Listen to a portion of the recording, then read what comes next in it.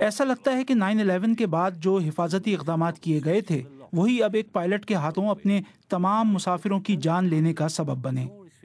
یہ Bullet proof دروازے دہشت گردوں کو باہر رکھنے کے لیے ہیں، لیکن انہیں خود طیارے کے عملے کے خلاف بھی استعمال کیا جا سکتا ہے۔ ایک بار کاکپٹ کا دروازہ بند ہو تو اسے بندوق سے بھی نہیں کھولا جا سکتا۔ اس کے لیے آپ کو صحیح کوڈ کی ضرورت ہے۔ اب تمام توجہ اینڈریس لوبٹس کی جانب ہے۔ تفتیش کار اب لوبٹس اور ان کے رشتہ داروں کی زندگی اور ان کے ذاتی مسائل کے بارے میں پتہ لگا رہے ہیں۔ برٹش پائلٹ یونین نئی بھرتیوں پر سخت نگرانی کا مطالبہ کر رہی ہے۔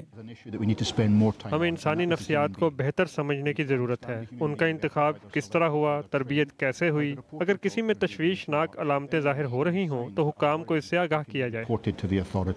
برطانیہ کی سب سے بڑی ایئر لائن نے اپنے ضابطوں کو تبدیل کر کے کاکپٹ میں ہر وقت 2 لوگوں کی موجودگی کو لازمی کر دیا ہے۔ دوسری ایئر لائنز بھی ایسا ہی کرنے جا رہی ہیں، علاوہ لفتھینزا کے۔